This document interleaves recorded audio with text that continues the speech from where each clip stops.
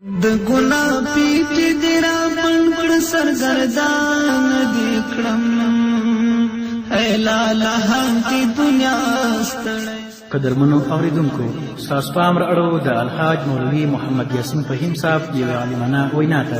په دې هیله چې تر پای شېبو پورې راسره مل اوسئ. اے لالا دې دنیا ستړی ستومان دې کړم اے لالا دې دنیا ستړی ستومان دې کړم څښتن مې ښکلی کړم پیدا. بسم الله الرحمن الرحيم. الحمد لله رب العالمين حمد الشاكرين، الصلاة والسلام على سيد الأنبياء والمرسلين سيدنا ونبينا وشفيعنا ومولانا محمد وعلى آله وأصحابه الطيبين الطاهرين. قدرمنو اوریدونکو د ژوند د لارې د خپرونې مینوالو، السلام علیکم ورحمة الله وبرکاته. ستاسو روغتیا او خوشحالي د پاک رب نه غواړم، په دې هیله چې د صحت او عافیت جامې په تن ولرئ او خوشحالي مو په برخه وي.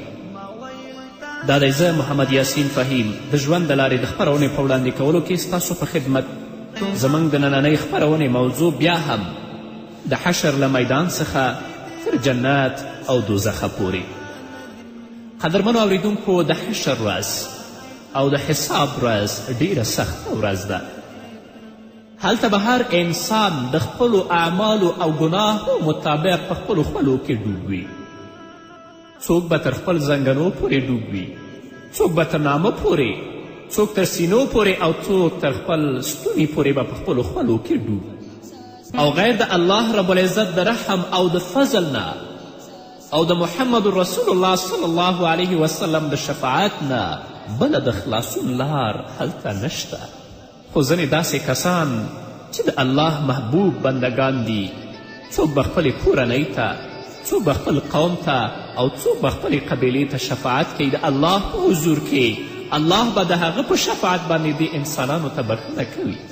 حضرت ابي سعید خدری رضی الله تعالی عنه فرمایی ان رسول الله صلی الله علیه وسلم قال ان من امتی من يشفع للفئام من الناس ومنهم من يشفع للقبيلة ومنهم من يشفع للعصبة ومنهم من يشفع للرجل حتى يدخل الجنة.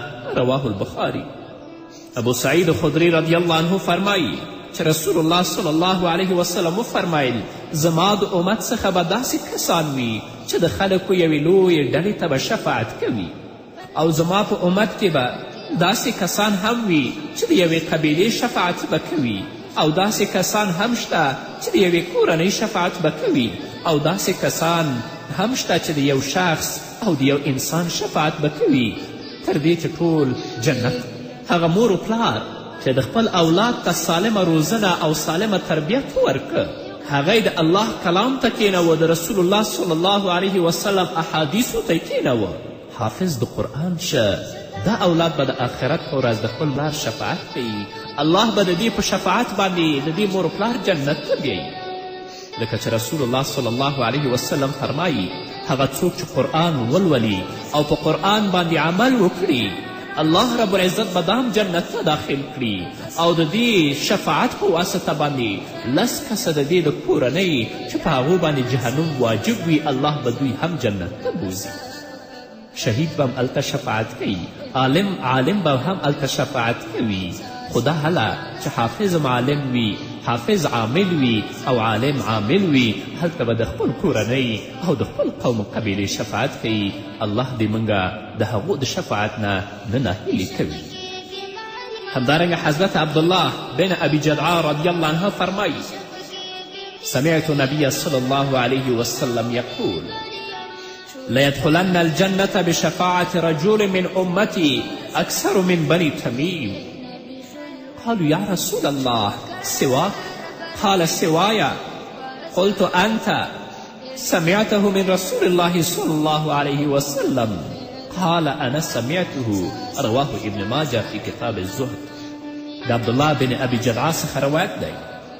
هغه فرمایي چې ما رسول الله صلی الله علیه وسلم څخه اوریدلی چې رسول الله صلی الله علیه وسلم وفرمایل زما د یو کس امتی په شفاعت به د بني تمیم څخه هم ډیر شمیر خلک جنت ته داخل شي.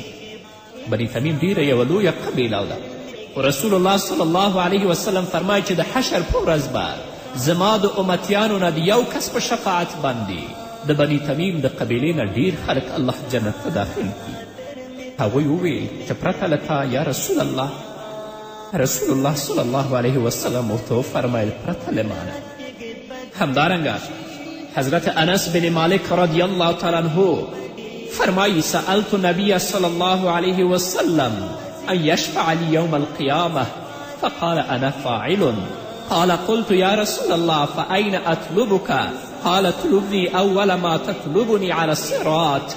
قال قلت فإن لم ألقك على الصراط قال فاطلبني عند الميزان. قلت فإن لم ألقك عند الميزان قال فاطلبني عند الحوض فإني لا أخفي هذه الثلاث المواطن. رواه الترمذي.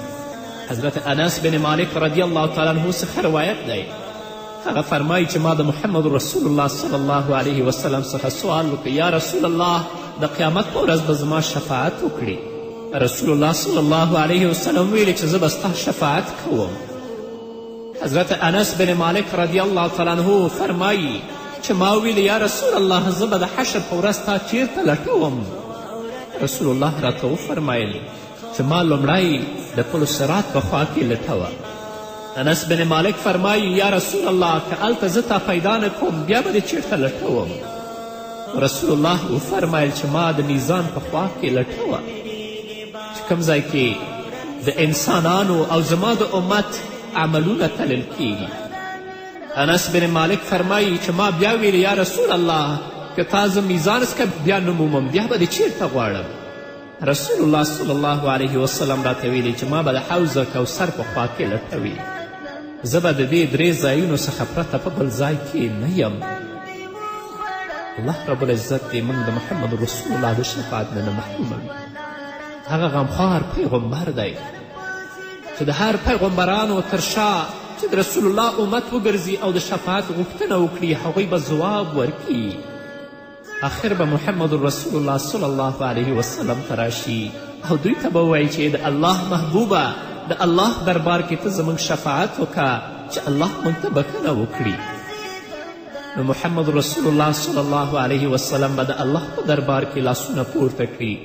خپل امت لپاره به د شفاعت او د بښنې غوښتنه کوي تر دې چې مبارک به سر په سجده شي او د سترګو نه به اوښکې روانې شي او دا به وایي چې یا ربي لا اسألک نفسي ولا فاطمه بنتي ولا الحسن ولا الحسین بل اسألک امتي. یا الله د خپل ځان غوښتنه م نه کوم، د خپل لور د بښنې غوښتنه م نه کوم چې فاطمه ده، د خپل د مسیانو د بښنې غوښتنه م نه کوم چې حسن و حسین دي، بل اسألک امتي. د خپل امت سوال کوم یا الله دوی ته بښنه وکړه. نو الله به د رسول الله شفاعت قبول کړي او د رسول الله په شفاعت به د رسول الله امت جنت ته داخل شي. رسول الله خپل امت ډېر غمخوار دی. نن راشو وګورو چې موږ د رسول الله په سنتو څونه عمل کړی، څونه د هغه مینه زموږ په زړونو کې پرته ده او څومره د هغه د خلاف د سنتو خلاف د اقوالو او د ویناو خلاف چوي. همدارنګه الله رب العزت په صورت مریم کې د 8 آیت نه تر 2 آیته پورې فرمایي فوربک لنحشرنهم والشیاطین ثم لنحضرنهم حول جهنم جثیا. دا د مشرکینو حال دی. الله رب العزت فرمایي ای پیغمبره ستا په رب قسم چې موږ به خامخا دوی ټول او له شیطان سره هم ایثار راولو، دوی هم او شیطان هم، او بیا به یې د دوزخ څلورو خواو ته سرکوزي په ګونډو را حاضر کړو. په ګونډو به راشي او سرکوزي به او څلور خوا د جهنم به ناست وي. ثم لننزعن من كل شیعة ایهم اشد علی الرحمن عتیا. الله به وایي بیا به له هرې ډلې څخه هر هغه څوک په چنډ سره را وباسو چې د رحمان او د الله په مقابل کې زیات سرکشه شوی و. ټول مشرکین به ناست وي، په ګونډو او سرکوزي به د جهنم په خوا کې ناست وي. خو الله وایي د دې ډلو نه به بیا موږ چنډ کوو هغه کسان چې د الله په مقابل کې ډیره سرکشي کړې، هغه به راوباسو. ثم لنحن اعلم بالذین هم اولی بها صلیا. الله وایي بیا په دې باندې موږ ډېر ښه پوهیږو چې د هغوی څخه کوم یو تر ټولو زیات په دوزخ کې د غورځېدلو وړ او حقدار دی. وان منکم الا واردها کان علی ربک حتما مقضیا. الله رب العزت فرمایي له تاسې نه هیڅوک داسې نشته چې دوزخ ته ورتلونکي نه وي. ټول به په صراط باندې تېرېږي چې په دوزخ ایښی دی. دا خو یو فیصله شوې خبره ده چې د هغې ترسره کول خامخا ستا د رب په ذمه دي. ثم ننجي الذین اتقوا ونذر الظالمین فیها جثیا. الله رب العزت فرمایي بیا به موږ هغه کسان وژغورو چې په دنیا کې پرهیزګاران ول، د الله نه ویرېدل، خو ظالمان به په همغه ځای کې پر ګونډو غورځېدلي پرېږدو او د هغو ځای به جهنم وي. الله دې موږ ته د جهنم نه نجات راکړي. الله دې پر صراط باندې موږ سالم تیر کړي. الله دې زموږ جنت نصیب کړي. نور به واورو خو د یوې دمې نه وروسته. د ګناه پیټ دې را بند کړ سرګردان دې کړم، ای لالا هغې دنیا ستړی ستومان دې کړم. قدرمنو اورېدونکو بیا هم زموږ سلامونه او نیکې هیلې ومنئ. نو د حشر په ورځ به د محمد رسول الله صلی الله علیه وسلم په شفاعت باندې د رسول الله امتیان به الله جنت ته داخلوي. نو راشئ په دنیا کې داسې اعمال وکړئ چې په آخرت کې د رسول الله د شفاعت وړ وګرځئ. د رسول الله په سنتو باندې عمل وکړئ. د هغه سیرت په خپلې کورنۍ کې، په خپل ژوند، په خپل انفرادي ژوند کې، په خپل کورني ژوند کې، په خپل ټولني ژوند کې عملي کړئ تر څو چې هلته محمد رسول الله زموږ شفاعت وکړي. حضرت ابي هريره رضی الله تعالی عنه فرمایي قال رسول الله صلی الله علیه وسلم ترد علی امتی الحوض وانا اذود الناس عنه كما يذود الرجل ابل الرجل عن ابله. قالوا يا نبي الله أتعرفنا؟ قال نعم لكم سيماء ليست لأحد غيركم تردون علي غرا محجلين من آثار الوضوء ولا يصدن عني طائفة منكم فلا يصلون فأقول يا رب هؤلاء من أصحابي فيجيبني ملك فيقول وهل تدري ما أحدثوا بعدك؟ رواه مسلم في كتاب الطهارة. حضرت ابی هریره رضی الله تعالی عنه فرمایي رسول الله صلی الله علیه وسلم وفرمایل زما امت به د حوض کوثر په خوا کې زما خوا ته راشي او زه به نور خلک داسې لرې کوم لکه څنګه چې د اوښانو خاوند د نورو خلکو اوښان د خپلو اوښانو څخه لرې کوي. زه به همداسې نور خلک لرې کړم. هغوی ویلې چې ای د الله پیغمبره آیا ته به موږ هلته پیژنې؟ رسول الله فرمایي ستاسې لپاره به نښې وي چې د بل هیڅ چا لپاره به هغه نښې نه وي. په هغو نښو به زه تاسو پیژنم. تاسو به زما خواته په سپینو مخونو او سپینو لاسونو سره چې هغه د اودس آثار دي تاسو به راځئ.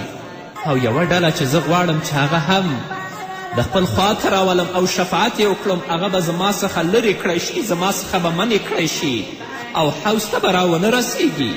زه به ووایم چې ای ربه دغه خلک زما د ملګرو څخه دي. یوه ملائکه به ځواب راکړي ته څه پوهېږې چې دوی ستا څخه وروسته د کومو بدعتونو مرتکب شوي.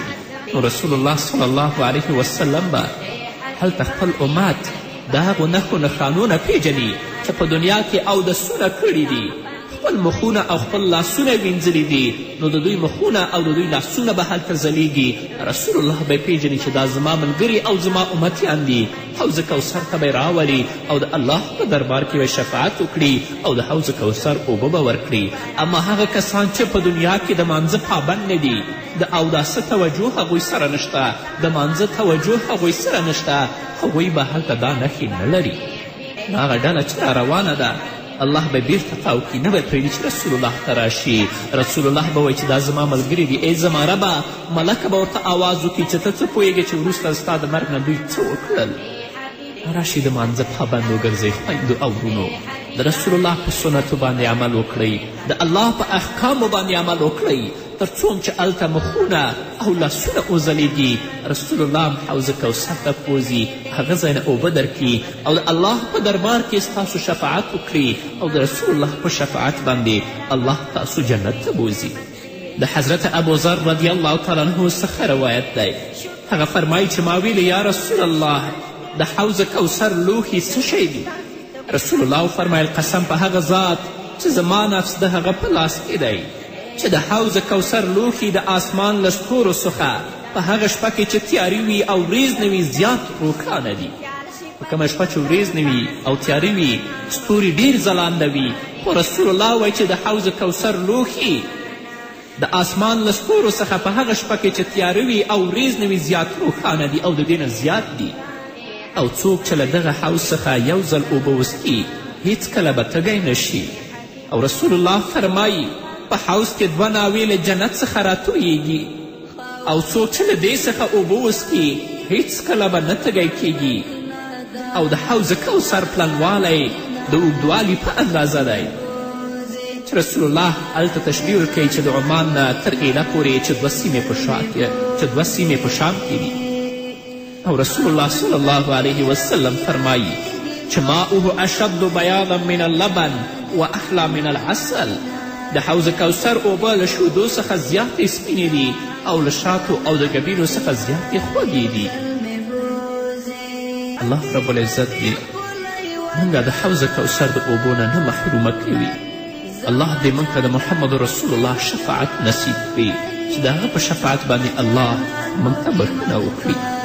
همدارنګه حضرت ابي سعید خدری رضی الله عنه فرمایي قال رسول الله صلی الله علیه وسلم اما اهل النار الذین هم اهلها فانهم لا يموتون فيها ولا يحيون ولكن ناس اصابتهم النار بذنوبهم او قال بخطاياهم فاماتهم اماطة حتى اذا كانوا فحما اذن بالشفاعة فجيء بهم ضبائر فبصوا على أنهار الجنة ثم قيل يا أهل الجنة أفيضوا عليهم فينبتون نبات الجنة تكون في حميل الصيل.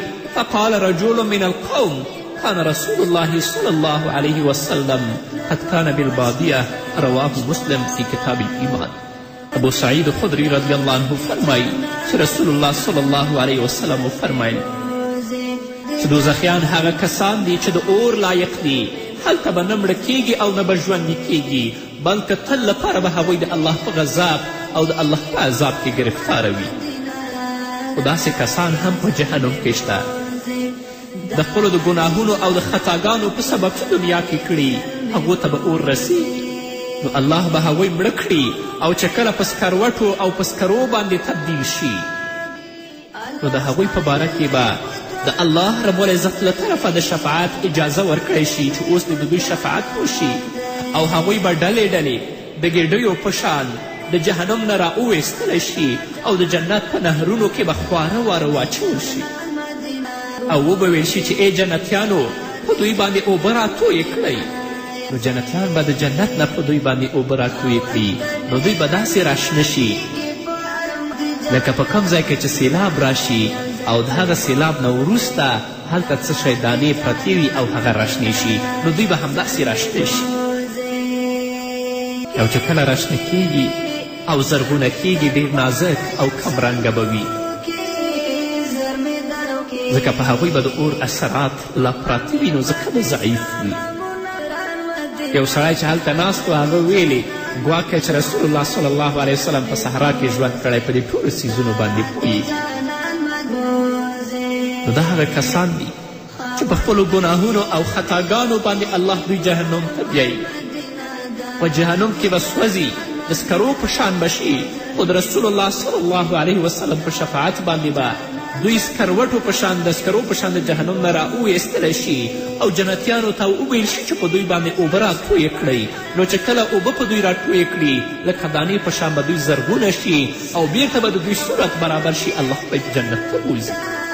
همدارنګه ابا سعید خدری رضی الله تعالی عنه فرمایي قال رسول الله صلی الله علیه وسلم يخلص المؤمنون حتى اذا هذبوا ونوقوا أذن لهم في دخول الجنة والذي نفس محمد بيده لأحدهم أهدى بمنزله في الجنة منه بمنزله كان في الدنيا. رواه البخاري في كتاب الرقاق.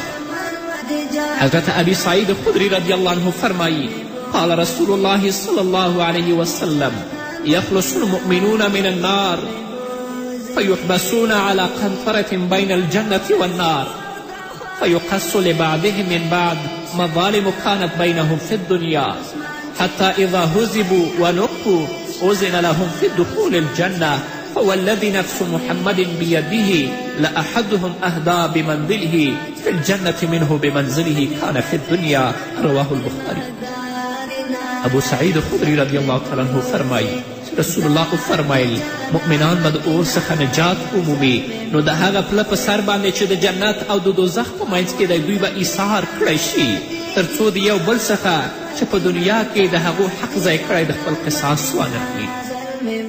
هغه پول چې د جنت او د دوزخ په منځ کې حائل دی واقع دی ټول به هلته ودرولی شي.